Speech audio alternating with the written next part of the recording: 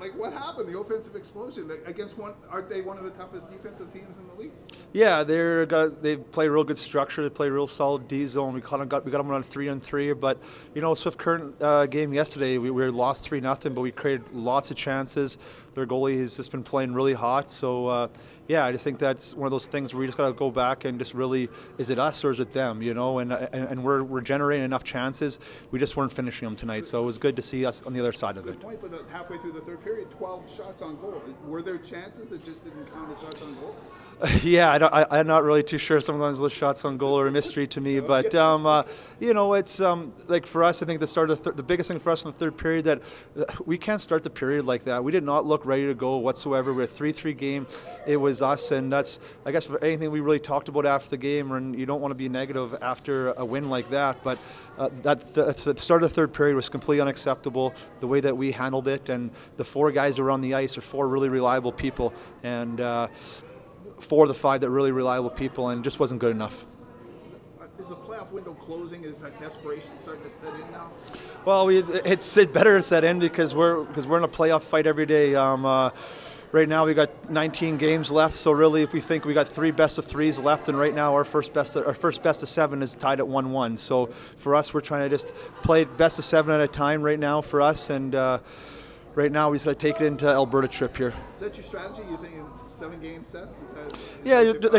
Like a little bit more of our staff and stuff like that, and how we're looking and how we're trying to. We're not trying to overwhelm our team and put too much on them. It's just for us trying to break it up to increments right now. And the biggest thing for us, I think, what we've been trying to strive through in January, I think we've lost, is just playing to that identity and playing to that hard working, playing 60 full minutes. And I think for a couple of weeks in January, we lost that identity. So for us, with Al and myself, we're trying to create a standard here and a culture and what is acceptable and what's not. And for us, we're trying to make sure that we're hitting that standard every game. Oh, back on the score sheet with a goal. He hasn't scored a ton lately, but what's he still bringing to the team? Tanner Howe does everything. He kills penalties. He plays against the best players all the time. The details in his game. I think just the overall compete every single night. Like, he's never skating around not being physical. Like, so if he's not playing, he has a B game. He has a C game too that I think is pretty good. And I think we've been getting his B game here a little bit lately too much because he's a real important piece to our team. But his B game's still better than most people's A's. He doesn't take a shift off, does he? Every game, every shift is important. Yeah, and that's why he's our captain. That's why we want all our players, because everyone's not going to have their best night. You're not always going to be able to score, but you need to be able to be effective and help your team win if you're not having your best game. And Tanner Howe seems to help our team win, and when he's not having his best game. Coach notice that. The guys at the very top of the building do, for sure. Yes, absolutely. That's the truth.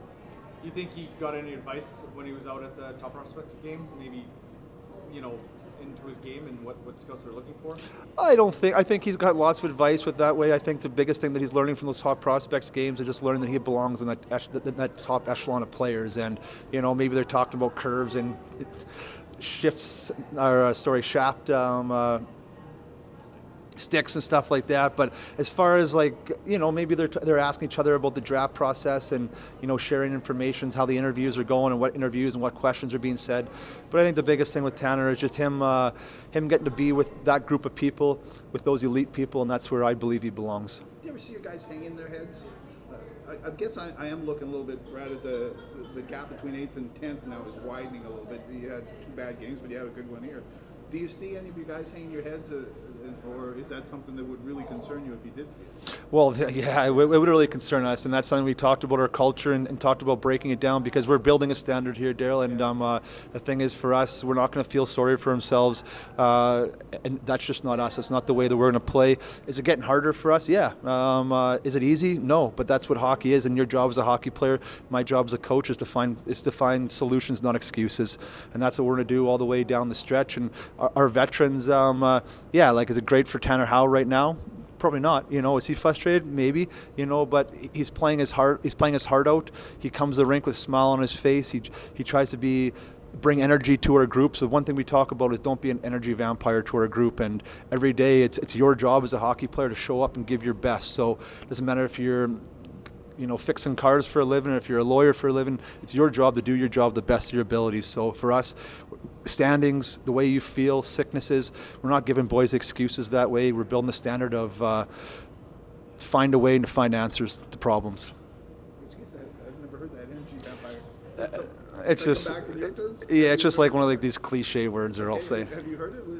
Yeah, Where'd is it it come from? I don't know that one. it's just something they talk about Yeah. lots with like leadership and stuff like that, and what you are to the group. It's, the Eagles and the Ducks kind of thing. Or, are you going to be an eagle? Or are you going to be a duck and just whine about everything? And for us, that's kind of the same thing we're building here with our young guys and learning to win, and so we can build a winning culture that's going to be sustainable. Okay.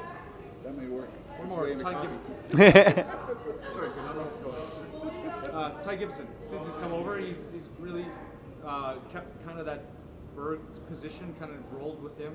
Yeah, he's definitely been eating a lot of Parker's minutes that since we left, and obviously Parker was eating a lot of them, and he played those minutes very, very well. With Ty Gibson, I think it's almost been a saw off in the trade a little bit. The boys got pretty much the exact same points, and they have in their whole career. Parker Berg, he was an A+ individual, but I think that Al did a really good job in us picking up a second-round pick and the person, Ty Gibson. What happens? Offensive explosion. You guys 1 goal, 0 goals, and then the toughest team in the league, you score 6 goals. Yeah, goes on? What happens yeah. to It you? was obviously it's a little hard balancing that out, but I'm proud of how we handled it. We kept positive. Came out strong. In the third period, there, our first shift maybe could have been a little bit better. But Were you on that first shift? no, I wasn't. Okay, all right. Yeah, because No. Brad was talking about that. The first half of that third period was a little flat. Right? Yeah. So what turned it on? You guys only got like 12 shots halfway through the third, and then the last half and the overtime, away you went.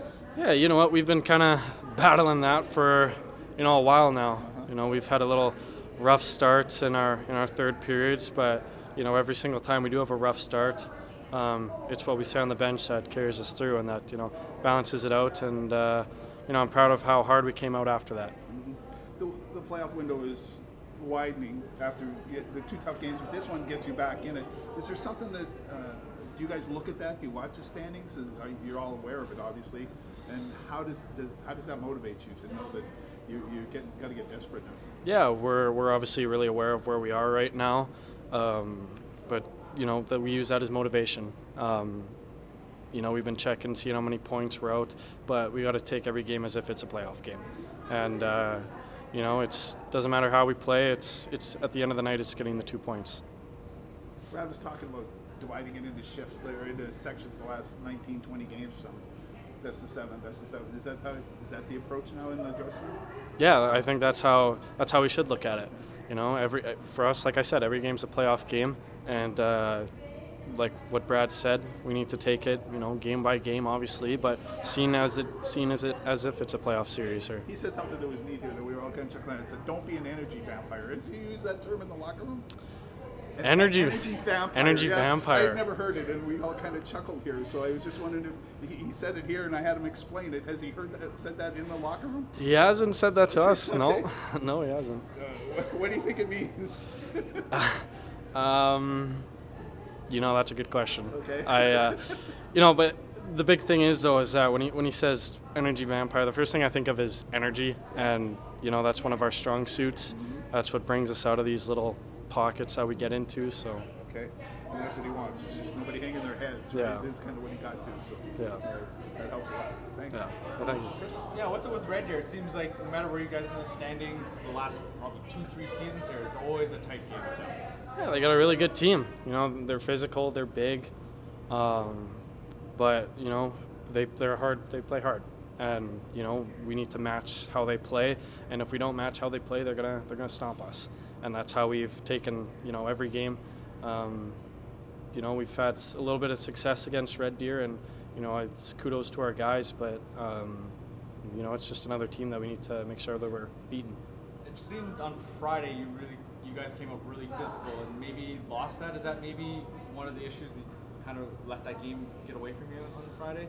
Yeah, it kind of shows how when we are physical, how much it kind of plays into our game. When we have our designated hitters who go out and hit, obviously it brings a little energy and motivation, and that's what we need. What's it with Red Deer and you guys in tight games here? Yeah.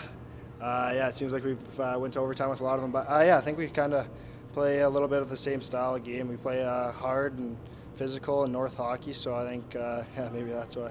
Did they bring out a better game in you guys, the way they play physically? Yeah, I thought we came out good and kind of let off a bit there, but we're one of the best third period teams, and we show that each and every night, so it's good to see us come back again. On Friday, you guys came out pretty physical, but it seemed like maybe that you lost a little bit of that as the game went on. Is that maybe one of the reasons why you weren't able to pull the win on Friday?